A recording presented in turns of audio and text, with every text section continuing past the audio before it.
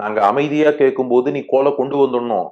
கொண்டு வரலன்னா அமைதியா பேசி கேட்காத துரியோதனனை எப்படி தண்டிச்சானோ அது போல காகமே சொன்ன பேச்சு கேட்கலன்னு உன்னையும் கிருஷ்ணன் தண்டிச்சிருவான் அப்படின்னா பெரியாழ்வார் யசோதை. அதுக்கு அந்த காகம் கவுண்டர் கொடுக்கறது. அது சொன்னுதான், அந்த பாரு, உன் பிள்ளை கிருஷ்ணன் தூது போனான்னா ஒழுங்கா தூது பேசியிருக்கணும், டிப்ளமேட்டிக்கா பேசியிருக்கணும். அதுதான் டிப்ளமேட்டுக்கு அழகு. அவன் அப்படி ஒழுங்கா தூது பேசாம ஏதோ தாறுமாறா பேசியிருப்பான். இல்ல, அவன் பகவான், பரம்பொருள், சர்வேஸ்வரன், அவனுக்கு முன்ன பின்ன தூதெல்லாம் போய் பழக்கம் இல்ல. அது யாராவது மெசஞ்சரை அனுப்பியிருக்கணும். பகவானையே போய் தூதன்னு அனுப்பலாமா? அதனால சரியா தூது பேசியிருக்க மாட்டான். அதனால துரியோதனன் அதை ஏத்துக்கல.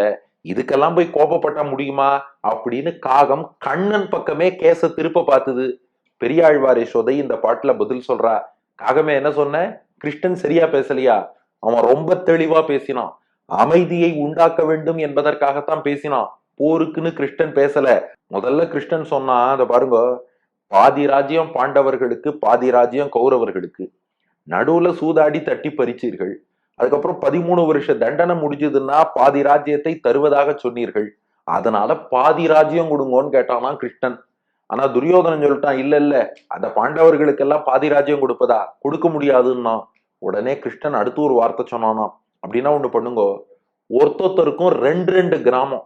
5 பாண்டவர்கள் இருக்கா, ஒருத்தருக்கு 2னா 5 பேருக்கு 10 கிராமம், 10 ஊர் மட்டும் கொடுங்கள்னு கேட்டானா. அதையும் கொடுக்க மாட்டேன்னு மறுத்தான் துரியோதனன். கடைசியா யோசிச்சான் கிருஷ்ணன், சரி பரவாயில்ல, ஆளுக்கு ஒரு ஊர் கொடுங்களேன், 5 பேருக்கு 5 ஊர், 5 கிராமம் கொடுக்கலாமான்னு கேட்டான். அத்தையும் கொடுக்க மாட்டேன்னு மறுத்தான் துரியோதனன். கடைசியா கிருஷ்ணன் சொன்னான், வேண்டாம், 5 பாண்டவர்களுக்கும் சேர்த்து ஊர் ஒன்று, ஒரே ஒரு கிராமத்தை வேண்டி கிருஷ்ணன் கேட்டான். இதுக்கு மேல கிருஷ்ணன் என்ன பண்ணுவான்? துரியோதனன் சொல்லிட்டான், ஒரு குண்டூசி நிலம் கூட பாண்டவர்களுக்கு கொடுக்க முடியாது, மொத்தமா வெளியில போக சொல்லுன்னா. அப்ப எதுவுமே பெற முடியவில்லை. என்ன நம்பி இருக்கா பாண்டவர்கள்? நான் அவர்களின் தூதன்னு வந்திருக்கேன், அவர்களுக்கு எதுவுமே பெற முடியலையே, அந்த பெற முடியவில்லையே என்ற கோபம் வந்தது. அப்ப கிருஷ்ணன் எடுத்த எடுப்புல கோபப்படல, பேச தெரியாமல்லாம் பேசல. அவன் தெளிவா பேசினான். நீ ராஜ்யத்தை கேட்டேன், கொடுக்கறதா தெரியல, வா சண்டை போட்டு பெற்றுக்கொள்கிறோம் என்று இவனே தேரோட்டியாகவும் இருந்து ஓட்டினானே. அப்ப காகமே நினைச்சு பாரு, அவன் பரம்பொருள் தான், அவன் பகவான் தான், சர்வேஸ்வரன் தான்.